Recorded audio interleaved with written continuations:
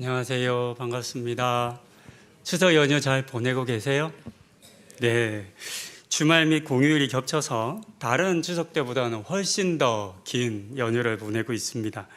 마치 학생 때 봄방학 하는 것 같은 그런 느낌이 듭니다. 덕분에 몸도 마음도 지치셨던 우리 성도님들께서 좋은 휴식을 취할 수 있으면 좋겠습니다. 어제 잠시 뉴스를 보니까요, 고속도로와 국도가 이번에 굉장히 많이 막혔다고 하더라고요.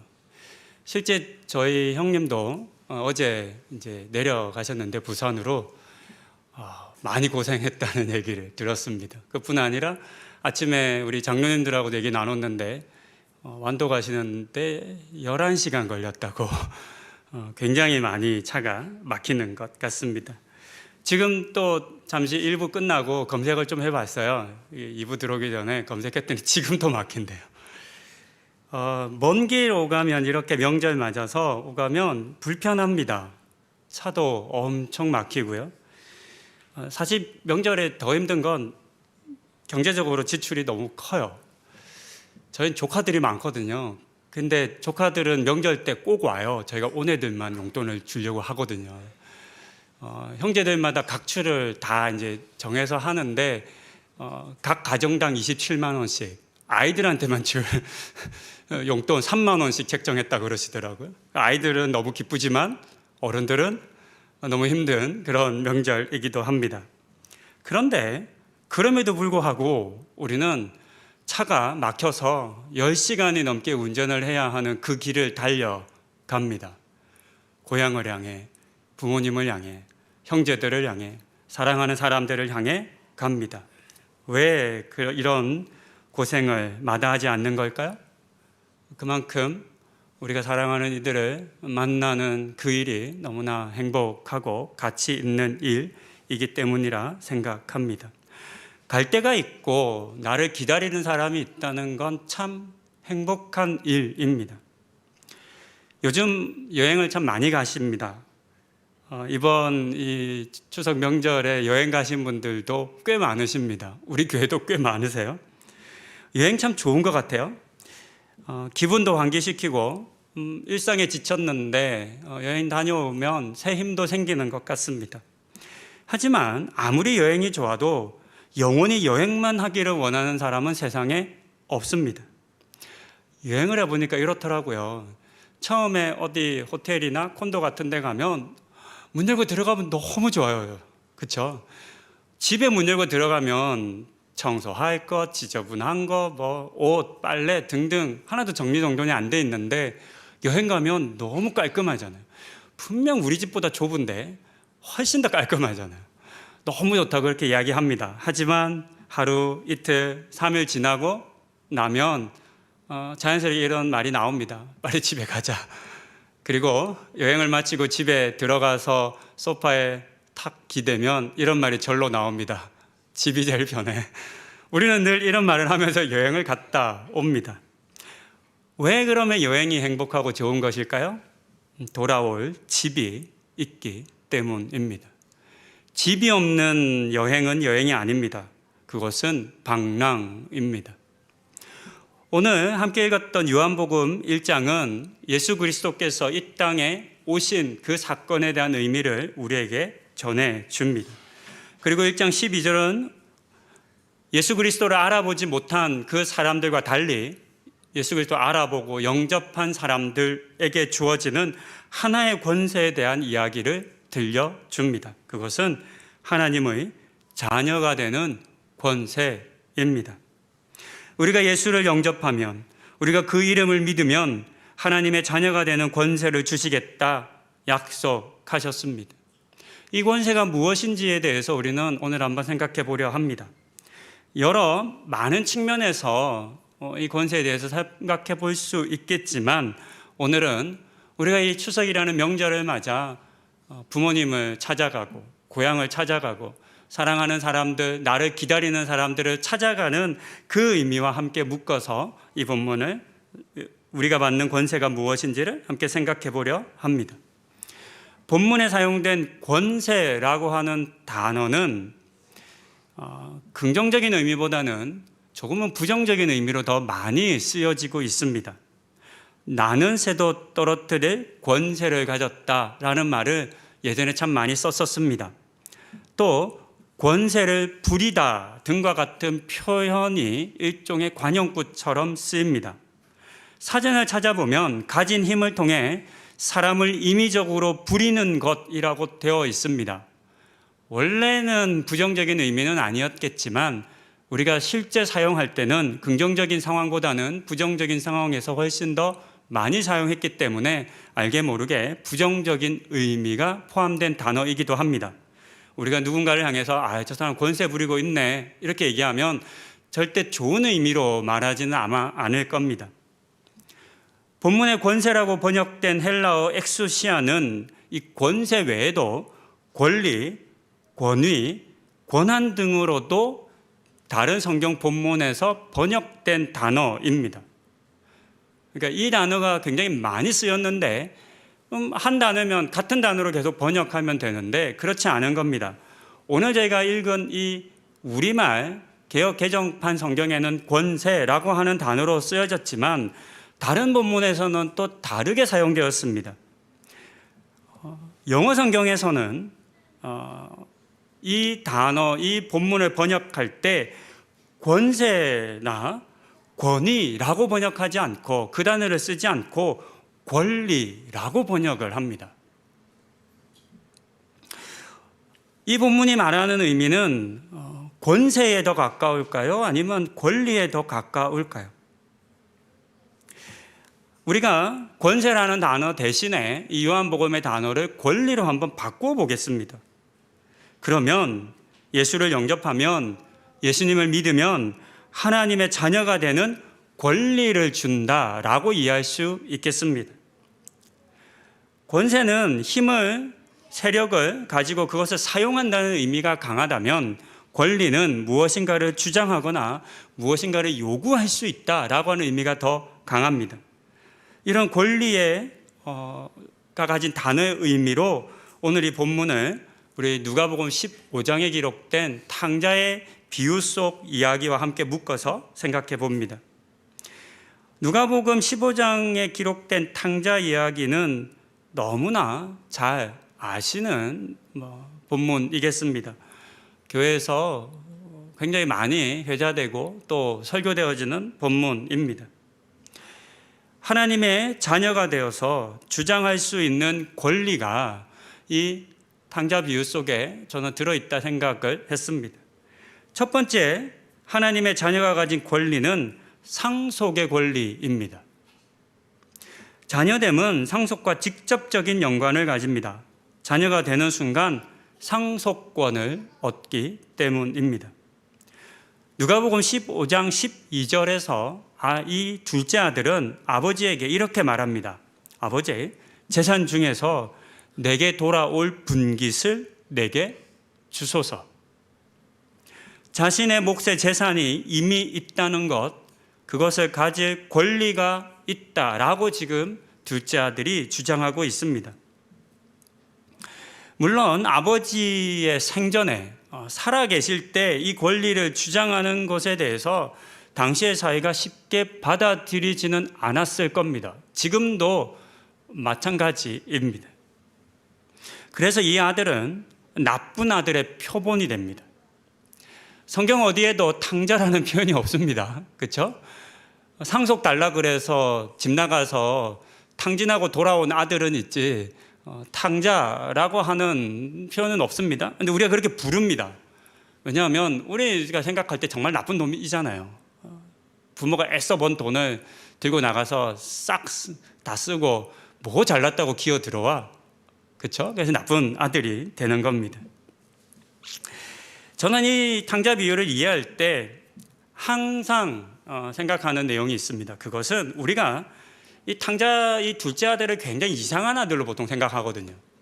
진짜 나쁜 놈이다. 아버지 살아 계신데 상속 달라 그러고 뭐 쥐가 있냐? 맡겨놨냐? 뭐 이런 등등의 표현을 쓰면서 이 둘째 아들을 잘 이해 못합니다. 그런데 사실 이 탕자 비유에서 가장 이해할 수 없는 존재는 아버지입니다.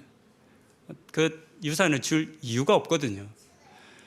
그 당시 고대 사회에서 유산은 반드시 죽기 전에 유산을 분배할 때 주는 것이지, 왜냐하면 이 가장으로서 그 가족과 부족을 이끌어야 할 막대한 책임이 있기 때문에 그것을 미리 나눠주지는 않는다라고 합니다. 그래서 예전 이 본문을 설교할 때 캐짜짜 의식이라고 하는 것에 대해서 말씀을 드렸었습니다. 이 아들은 단순히 이 아버지의 아들만이 아니라 함께 살았던 씨족사회 부족 전체의 아들, 공동체의 아들로 여겨지는데, 이 아들이 아주 못된 짓을 하고 집을 나갔기 때문에 돌아오면 당시의 사회에서는 공동체를 깨트리는 죄에 대해서는 공동체가 처벌하거든요. 그것이 캐짜짜 의식입니다. 돌아오면 마을 어른들이 그 아이를 잡아서 멍석에 만 다음에 옛날 우리 어른들이 그랬던 것처럼 그 아이를 때려서 죽입니다. 그것이 이스라엘의 공동체를 지키는 방법 중에 하나였습니다. 그런데 이 아버지가 참 이상하게도 조금 더 망설이지 않고 아들이 달라 하는 상속을 준 겁니다. 정말 이상한 아버지입니다. 마치 그 아들에게 그것을 가질 권리가 있다라고 인정하는 것처럼 말입니다. 그뿐이 아니었습니다. 둘째가 돌아와서 잔치를 벌리는 소리를 들은 큰아들이 잔치에 들어가기를 거절했습니다. 나 못 들어간다. 저 동생 저 나쁜 놈이 돌아왔는데 아버지가 상을 차려주셔? 잔치를 해주셔? 소를 잡아? 나한테는 염소 새끼 한 마리도 주신 적이 없는데? 라고 화를 내었습니다.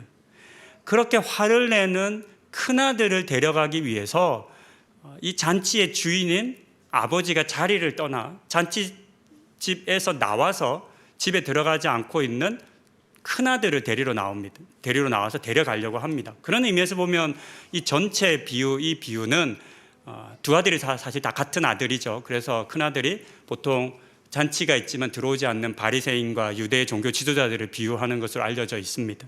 그때 큰아들에게 했던 말이 15장 31절입니다. 아버지가 이르되 예, 너는 항상 나와 함께 있으니 내 것이 다 내 것이로되. 염소 새끼 하나 주지 않았다고 아버지를 원망했는데 아버지의 생각은 훨씬 컸던 겁니다. 염소 새끼는 안 준 게 아니라 내끼 다 너 건데? 이미 다 네 건데? 이미 자녀의 것이라 생각하고 있었던 겁니다. 그래서 둘째 아들에게도 주었던 것이고 이미 다 자녀의 것이었기 때문에 그 중에서 염소 새끼 한 마리를 주고 말고의 문제는 사실 아버지에게 그다지 중요하지 않았던 겁니다. 하지만 큰아들은 가까이 있으면서 함께 살면서도 이와 같은 아버지의 마음을 전혀 알지 못했습니다. 그래서 마치 아무것도 나는 받은 것이 없다라고 착각하며 살아왔던 겁니다. 그리고 이와 같은 일들이 오늘의 우리에게도 어쩌면 반복될 수 있습니다.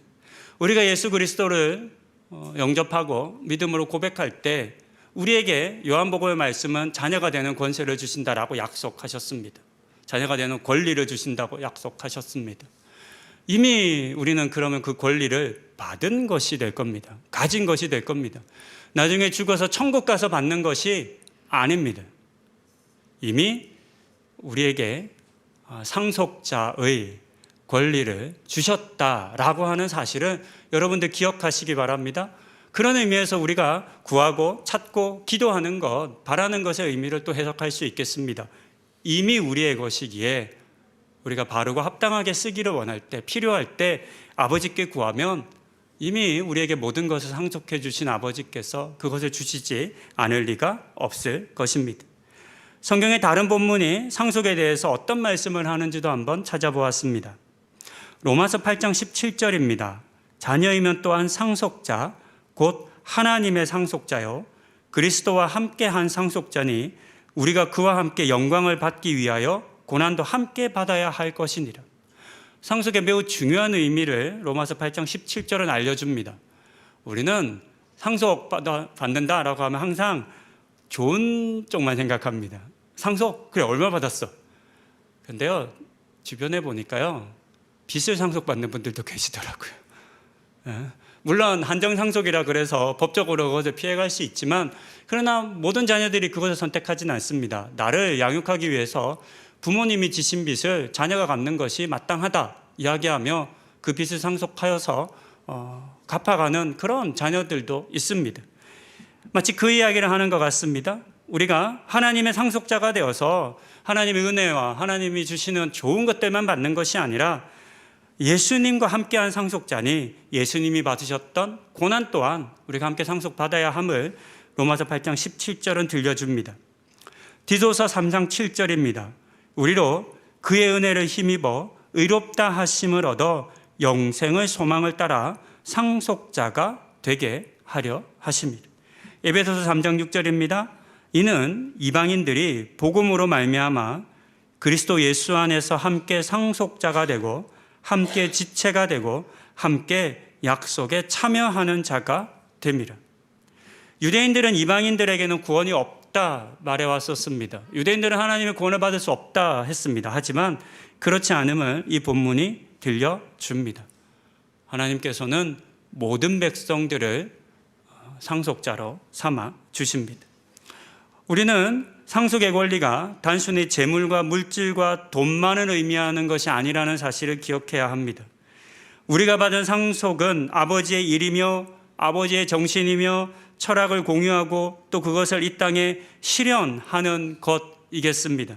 하나님 아버지의 상속자가 된다는 것은 이 땅을 살아가면서 하나님께서 이미 우리에게 허락하신 것들 그리고 우리를 통하여 이루시기 원하는 것들을 나의 일로 나의 것으로 여기는 것이라 하겠습니다.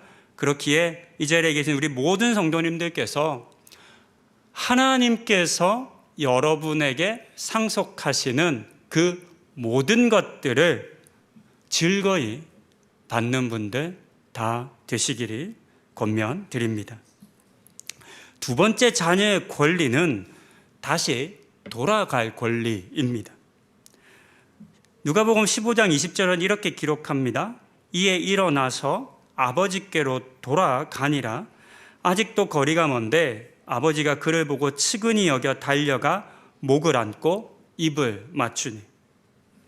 아버지를 버리고 재산을 들고 나왔던 아들이었는데 최종적으로 다시 결정한 것은 집으로 다시 아버지가 있는 곳으로 다시 돌아가는 것이었습니다. 하지만 지난 과거에 그가 했던 일들을 떠올려 보면 다시 돌아가기는 결코 쉽지 않았을 겁니다.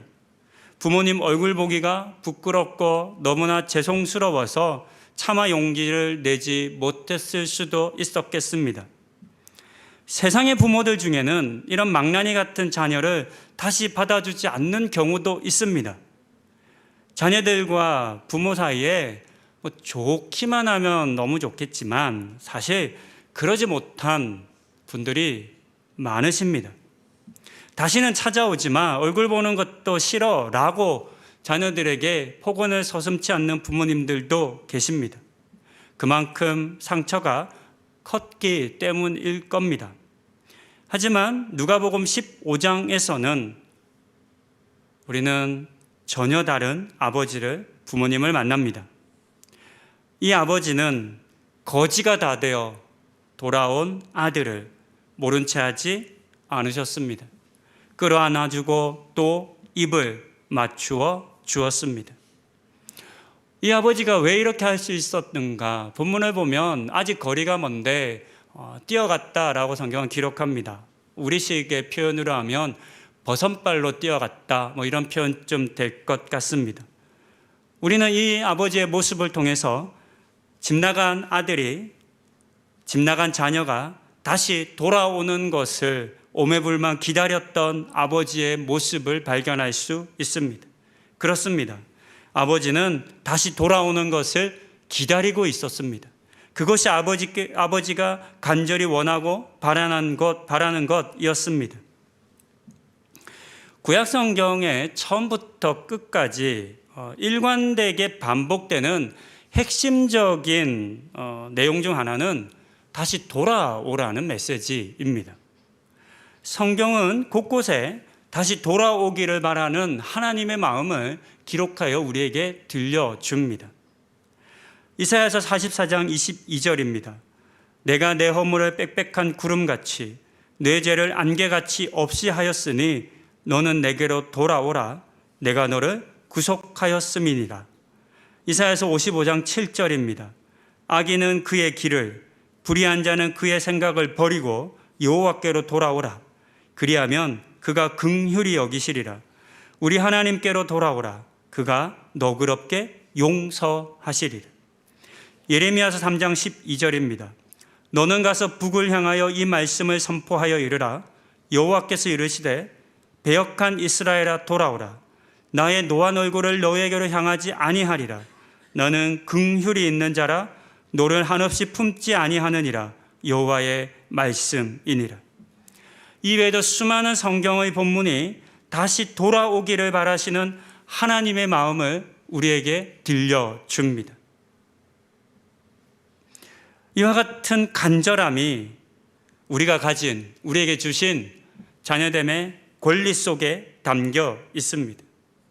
지금 나의 모습이 어떠한지가 중요한 것이 아닙니다. 우리가 탕자의 비유에서 보았던 것처럼 탕자는 완전히 망했습니다. 거지꼴이 다 되었습니다. 한 푼도 없었습니다. 만약에 탕자가 이런 생각을 했다고 생각해 보십시다. 아버지한테 가려면 일단 잃었던 돈을 다시 찾아야 돼. 내 자격을 갖추어야 돼. 등과 같은 생각을 했다면 아마 아버지에게 못 돌아갔을걸요. 아버지 재산 내가 다시 갖다 넣어야 아버지가 받아주지 지금 이 몰골로는 못 갈 거야. 이렇게 생각했다면 못 갔을 겁니다. 그런데 우리가 이미 보았던 말씀처럼 하나님께서는 이렇게 이야기하십니다. 너의 죄, 너의 악, 그거 다 해결하고 돌아오려고 하는 것이 아니라 그냥 돌아오라고 얘기합니다. 오늘날 우리 많은 사람들이 구원을 얻을 때 내가 뭔가를 해야 구원을 얻는다는 생각을 참 많이 합니다. 구원을 얻을 만한 일을 해야 된다. 죄 가운데 빠지고 유혹에 넘어지고 시련에 자빠지고 원치 않지만 악을 행하고 죄를 짓고 그러면 우리는 하나님이 나를 용서해 주지 않을 것 같은, 내가 뭔가 이 문제를 내 스스로 내 힘으로 해결해야만 할 것 같은 착각을 합니다. 근데 여러분, 사람은 누구도 스스로의 힘으로 죄의 문제, 악의 문제를 해결하지 못합니다. 그것이 일관되게 성경이 우리에게 들려주는 메시지이지 않습니까? 그 일은 예수님께서 하시는 거고 우리가 할 것은 돌이켜 아버지께로 돌아가는 것이지 돌아가기 위한 자격을 얻는 건 아닙니다. 지금 여러분의 모습이 어떠한지가 중요한 것이 아닙니다. 더 중요한 것은 내가 어떠한 상황과 어떠한 모습일지라 하더라도 다시 돌아오는 나를 기다리시는 아버지가 하나님이 계시다는 사실입니다. 용서에 대한 확신이 없으신 분들이 있으십니다. 아버지께서 나를 어떻게 생각하실지 자신 없으신 분들이 계실 겁니다. 하지만 그렇게 걱정하지 않으셔도 괜찮습니다.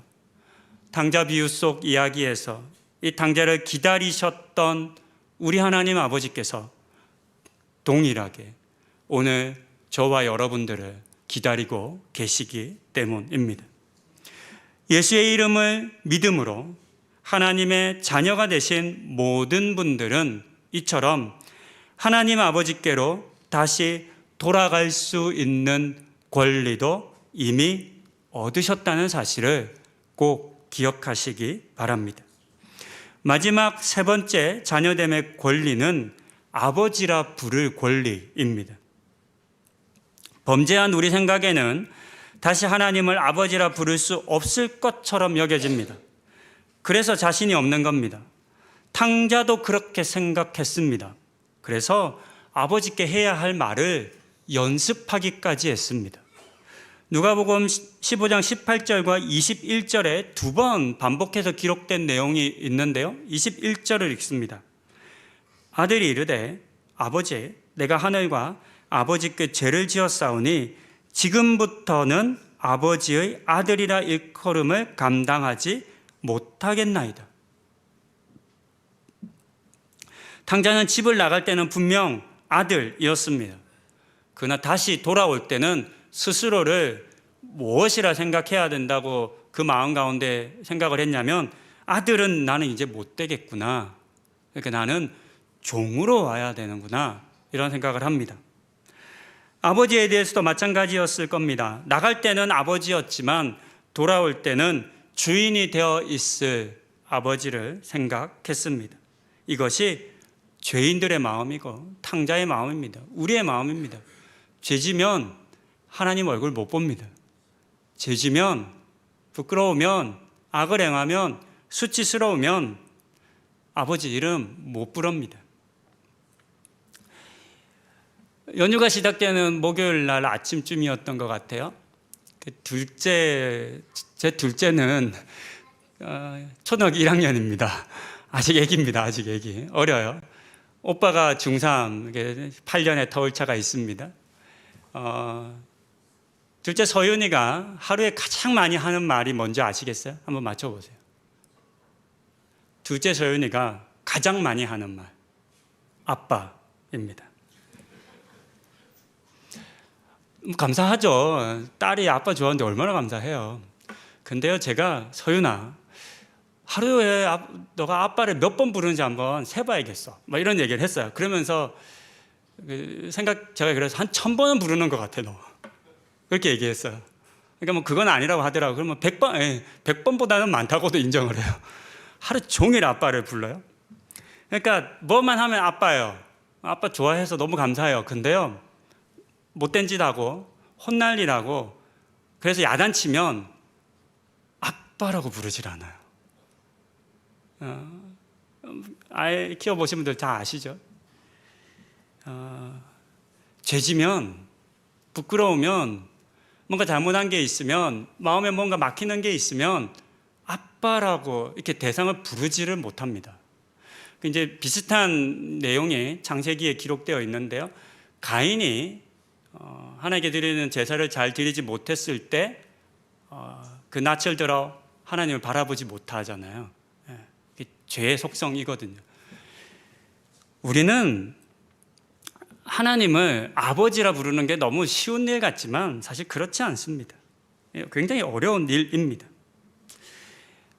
우리가 죄 가운데 있을 때, 우리가 유혹에 넘어가고 악을 행할 때 이 아버지라고 부르는 거 굉장히 어렵습니다. 그러니까 다른 존재처럼 이 탕자는 이야기하는 거죠. 전 아버지 아들 더 이상 못하겠다. 아버지라 못 부르겠다는 뜻입니다. 그렇죠?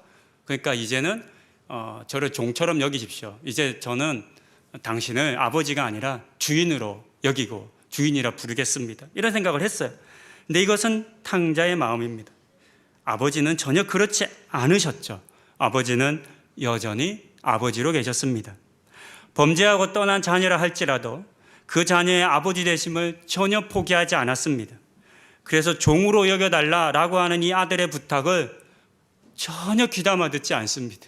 아들은 연습까지 해서 와가지고 아버지한테 얘기했는데 아버지는 그냥 못 들은 척 하시면서 바로 무엇을 하시냐면 탕자의 옷을 갈아입혀 주셨고 손에는 반지를 끼워 주셨고 발에는 신발을 신겨 주셨습니다. 이 모든 행위는 그를 다시 아들의 모습으로 바꾸어 주는 것입니다. 자기에겐 여전히 아들이지만 다른 사람들이 볼 때는 아닐 수 있거든요. 못된 놈이잖아요. 동네 어른들이 볼 때는 폐륜하거든요. 아버지 상속 받아서 나가서 도망쳐서 방탕하게 쓰고 오는 아이니까 처벌을 못 받았잖아요. 그래서 공동체적인 처벌을 해야 된다고 말씀드렸습니다. 그 일이 일어나기 전에 아버지가 서둘러 그 돌아온 둘째 아들을 아들로 회복시켜 주었습니다. 이렇게 아들됨을 회복시켜 주심은 나는 여전히 너의 아버지야 라고 하는 메시지입니다. 이처럼 성경은 여러 곳에서 하나님과 우리의 관계에 대해서 아버지와 자녀의 관계로 맺어져 있음을 들려줍니다. 갈라디아서 4장 6절입니다. 너희가 아들이므로 하나님이 그 아들의 영을 우리 마음 가운데 보내사 아빠 아버지라 부르게 하셨느니라.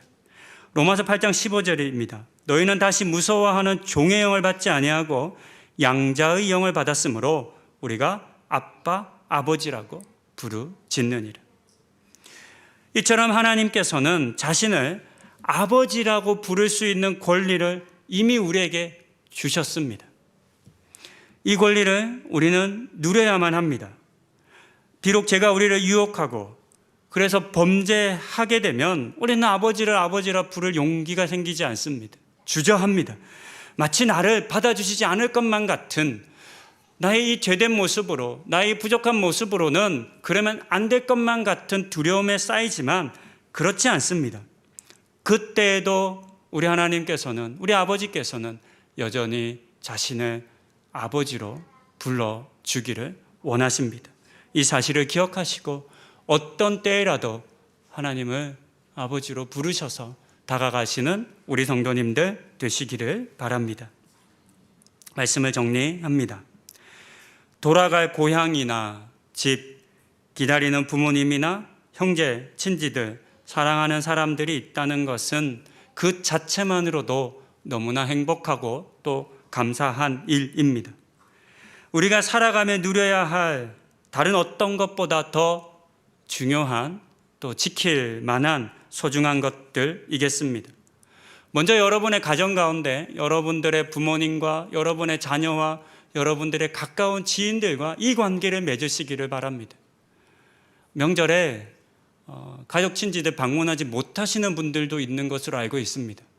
형제들 간에 부모님들 간에 갈등 때문에 몇 년째 못 가신 분들도 계십니다. 참 안타까운 일이지 않습니까? 기도하십시다. 회복을 위해서 하나님 은혜 주시기를 간구하십시다. 그리고 이 관계는 그냥 하루아침에 이루어지지 않습니다. 무엇보다 지금 여러분들이 맺고 있는 좋은 부모님과의 관계, 자녀들과의 관계, 부부의 관계를 계속 유지하기 위해서는 노력하셔야 합니다. 애쓰셔야 합니다. 서로를 위해서 친절하고 또 서로에 대해서 감사를 표현하며 그 관계를 유지할 수 있도록 노력하셔야 합니다. 그래서 앞으로도 계속해서 여러분들이 더 나이가 들고 여러분의 자녀들도 더 나이가 들어서도 계속 좋은 관계를 맺는 그런 우리 성도님들 되시기를 바랍니다. 또한 하나님과의 관계에서도 마찬가지입니다. 하나님의 자녀가 되는 권리는 마치 우리가 부모님 고향으로 돌아가는 것처럼 또 그때 우리를 다시 맞이해 주시는 그런 부모님이 계신 것과 같은 의미이겠습니다. 우리가 이 땅에서 살아가며 우리 하나님 아버지가 언제든지 나와 함께 하시고 나를 기다리시고 또 나에게 이미 상속해 주셨다라고 하는 이 사실을 알고 또 누린다면 우리의 삶은 훨씬 더 의미 있고 풍성해질 수 있을 것입니다. 예수를 그리스도로 믿고 고백하신 이 자리에 계신 모든 성도님들께서도 자녀됨의 권리인 상속의 권리, 다시 돌아갈 권리, 그리고 아버지라 부를 수 있는 권리를 마음껏 풍성히 누리시는 분들 다 되시기를 우리 주님의 이름으로 권면드립니다. 기도하시겠습니다.